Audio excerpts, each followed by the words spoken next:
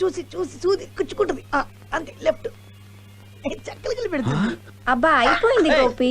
ఏం చేస్తున్నావే? వర్క్ చేస్తున్నానండి. ఏం వర్క్? ప్యాంట్ వెనక కాలిందంటే కుట్టి పెడుతున్నా. ప్యాంట్ ఇప్పివచ్చు కదా, కుట్టి పెడుతుంది. అయ్యో కవచం లేదటండి. కవచమా? అదేంది? అదే అండర్ వేర్. అంతే ఈ మ్యాటర్స్ కూడా డిస్కస్ చేస్తున్నావా? ఎవరికి ఏముందో ఏం లేదు అని నువ్వు లోపలికి పో. ఓ లోపలికి. నువ్వేం చేస్తున్నావురా? పేపర్ చదువుతున్నా. పేపర్ చదువుతున్నావా? ఈ అబ్బా పెద్ద నేరుగా నా కొంపక రావడం అబ్బా. ఇదేం క్యారేజో తెలుసా? స్టీల్ క్యారేజీ కాదు, నా మ్యారేజ్ క్యారేజ్. అంటే చూడు, నువ్వు ఈ ఫుడ్ నీ బాస్ చేత తినిపించావంటే నీ దయ వల్ల మా ప్రేమ పండుతుంది, నీ జేబు నిండుతుంది.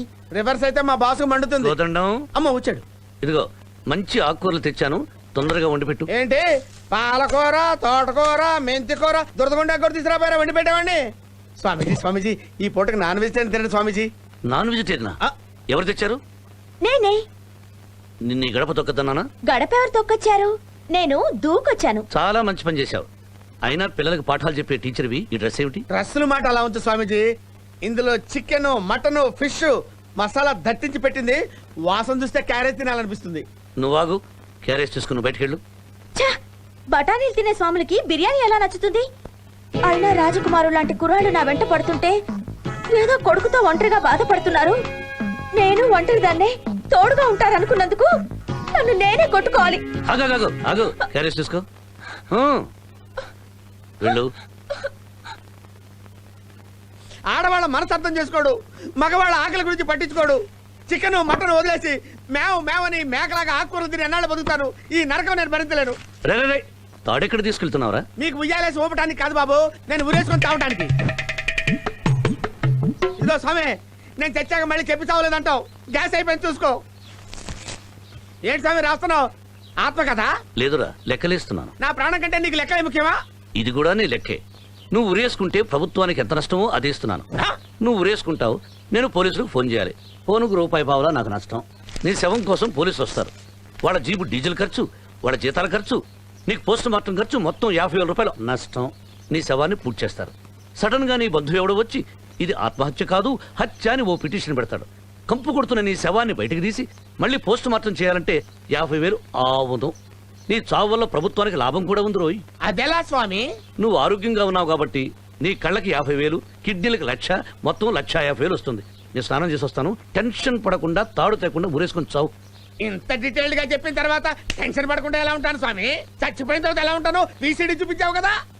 నేను ఆకులన్నీ తెచ్చి దురదగొండతో శుభ్రంగా రుద్ది స్నానం చేయించి ఆకుకూరలు వండి పెట్టి చేస్తా.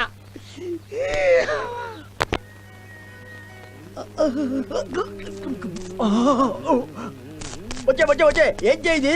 2 రోజుల పైన మాడి మీద నేనెక్కడ పడుకున్నాను? గుండె ఊడిపోతే కుట్టి కొరుకుతుంది. అట్లాగే వాడి గొంతు కూడా కొరికి పారే, పేడ వదిలిపోతుంది. పుష్ప ఒక్కసారి నా కొలతలు కూడా తీసేసుకుంటావా? కొలతలు తీసుకునేది వెనక అప్పులో తడుగుతుంటే ఆపుతారంటే నేను కూడా అప్పులోనయ్యా. నా అప్పు మొత్తం తీర్చు. గంటకు 2 రూపాయలు, రోజుకి 24 గంటలు, 10 డేస్, 450 రూపాయలు కట్టి కదలు. ఈడు పేరు 20 బాకీ పెట్టు, అది కూడా కట్టు. అమ్మో నా దైనమో దొబ్బించారు. నా దైనమో ఏది? ఈ విషయం నీకు తెలీదా? ఉడిపి హోటల్కి 50 రూపాయలు ఇవ్వాలి కదా. నేను ఎందుకు ఇవ్వాలి? నువ్వు కదా, నేను ఇవ్వాలి కదా. నువ్వు ఇవ్వాల్సి ఉంటే నీ దగ్గరికి నేను వస్తున్నా. ఆపాడు సైకిల్. ఆపాడు. 50 రూపాయలు ఇస్తావా డైనమో తీసుకోమంటావు అన్నాడు. అంత మాత్రం నాదా? ఆ మాట అంత నా పోర్సు వచ్చింది. నీకు రాదా పోర్సు? ఎందుకు కాదు, అందరూ మనుషులే కదా. కడుపు అన్నం తింటలేదా? తింటలేదు. గడ్డి తింటున్నావా? నీకు రాదా పోర్సు? వస్తుంది. వెంటనే ఏమన్నా తెలుసా? ఏమన్నావు? నా దగ్గర 50 రూపాయలు డైనమో తీసుకోమన్నా. ఏంది? నువ్వు డబ్బులు ఇవ్వాల్సిందే, నా దైనమో తీసుకోవడం ఏంటి? ఏమండి మీరన్నా చెప్పరా? నీకు ఎన్నిసార్లు చెప్పాలా? అన్నప్పులు నీకే ఉండాలన్న అతని అభిమానం. మందంతా రాముడి స్టైల్. ఒకే బాణం, ఒకే భార్య, ఒకే అప్లుడు. దాని వల్ల నాకు హెల్ప్ ఏంటి? నా అప్పులు తీరుస్తావు.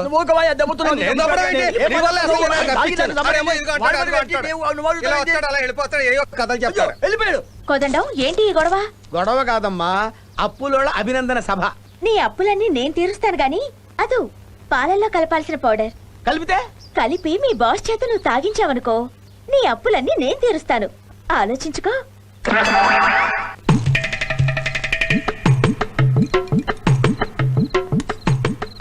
స్వామి తీసుకోండి.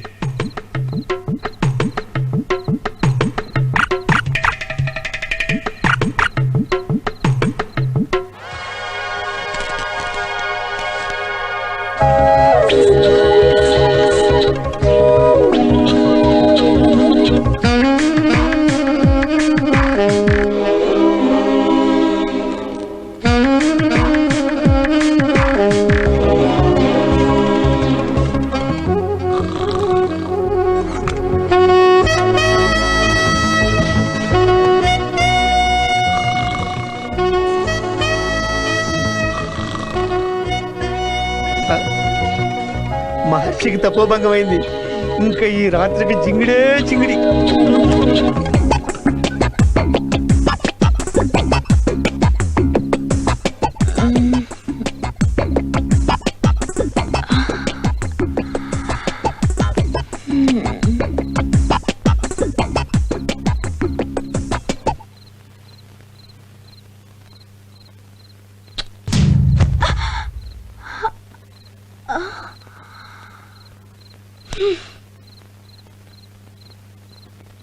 అమ్మో! అయ్యో! ఆ! కోదండం ఆ! ఈ టైంలో స్నానం ఏంటి? ఏం చెప్పమంటావమ్మా? నేను ఇచ్చిన పాల గ్లాసులు మారిపోయినాయి. లోపల నుంచి కోరికలు పన్నుకొచ్చేస్తున్నాయి. ఇప్పుడు ఏం చేయాలో తెలియటం లేదు. నువ్వు ఎదురుగా నిలబడకమ్మా. నేనేం చేస్తానో నాకే తెలియదు. అమ్మో చూడాలా బుద్ధదేవరా బాగుంటది. కంపు వెదలారా, కుళ్ళు వెదలారా, ఎక్కడికి రా? దేవుణ్ణి చూడాలా, బుద్ధదేవుని మొక్కడానికి వచ్చాం. ఒక్కటానికి వచ్చారా? ఏదైనా దొరికితే నొక్కడానికి వచ్చారా? పాడు మాట్లాడితే కళ్ళు పోతాయి. దేవుణ్ణి చూడాలా ఎల్ని బాబు. మీరు గుళ్ళోకి రాకూడదురా. ఎందుకు రాకూడదు? మేము మాత్రం దేవుడు పెట్టడం కాదు. మీరు దేవుడు బిడ్డలు ఎలా అవుతారా?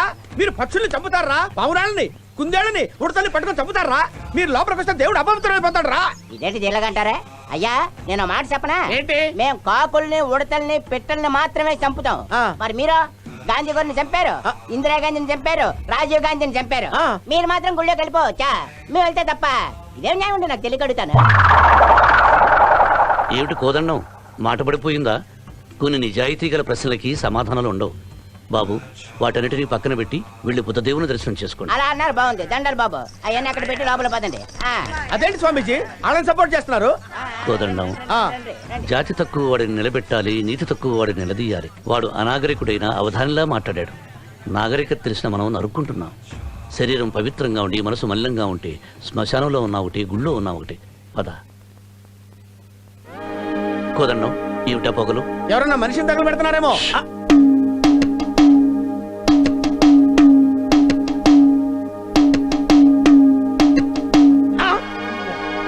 స్వామి ఏమిటి నాయనా? తమరు సాధువులు కదా, సన్యాసం పుచ్చుకున్నాక కూడా గంజాయి పీకుతున్నారే, తప్పు కదూ? తప్పు కాదు నాయనా. భగవంతుడు పంచభూతాల్ని సృష్టించాడు. అలాగే జామ చెట్టు, వేప చెట్టు, బత్తాయి చెట్టు, నిమ్మకాయ చెట్టుతో పాటు గంజాయి మొక్కను కూడా సృష్టించి పొగ పీల్చి ఆనందించమన్నాడు.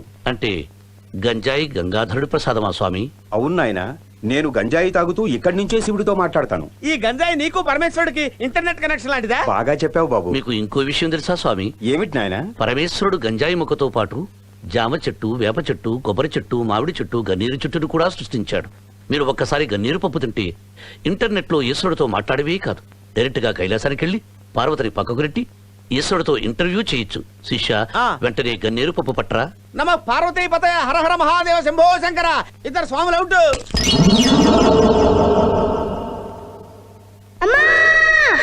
ఏమైంది నాన్న? అమ్మ గుర్తుకొచ్చింది. విశాల్, అమ్మను మర్చిపోతామేమోనని అప్పుడప్పుడు అమ్మే మనకు గుర్తు చేస్తుంటుందిరా. దా దా పడుకుందాం.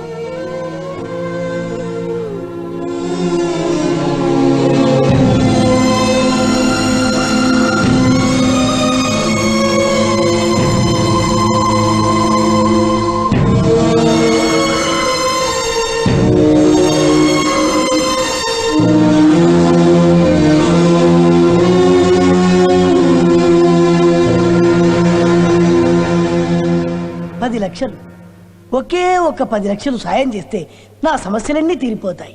ఈ పావలా తీసుకొని 10 లక్షలు కురిపించు స్వామి, కురిపించు. దురాశ దుఃఖానికి చెట్టు బాబు. మీరా స్వామి? పావలా ఉండిలో వేసి దేవుణ్ణి 10 లక్షలు అడిగితే ఎక్కడి నుంచి తెస్తాడు? దేవుడుగా స్వామి ఎక్కడి నుంచి తెచ్చిస్తాడు? అదే ఎక్కడి నుంచి తెస్తాడు అని స్టేట్ బ్యాంక్ ను లూటీ చేస్తాడా? ఆంధ్ర బ్యాంక్ నుంచి చేస్తాడా? రిజర్వ్ బ్యాంక్ నుంచి చేస్తాడా? కాదండి. ఒకవేళ చేస్తే అతను బందిపోటు అవుతాడు కదా. కదా. పోనీ రాత్రికి రాత్రి ప్రింటింగ్ చేశాడు అనుకో, వాటి మీద ఏ నెంబర్లు వేయాలి? పాత నెంబర్లు గుద్దాలండి. అప్పుడు అవి దొంగ నోట్లు అవుతాయి కదా. ఆ? నీ వల్ల జైల్లో దేవుణ్ణి పెడతారు. ఎందుకయ్యా? పావలా ఉండిలో వేసి దేవుణ్ణి క్రిమినల్ చేస్తారు. తప్పైపోయింది, నేను వెళ్ళిపోతాను సార్. ఆగు.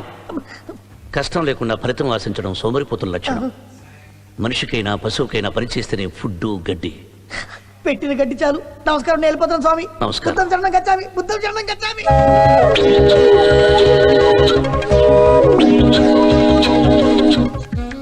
పెళ్లి చేసుకోవచ్చు, పెళ్లి చేసుకో. 2 చీట్లు ఒకటే రాస్తున్నావు ఏంటి? మీ గురువుతో ఒక చీటీ తీస్తా. అమ్మ ఇంత పాలిటిక్సా? కాదు, ప్రేమ ట్రిక్స్. స్వామీజీ, ఏమిటి?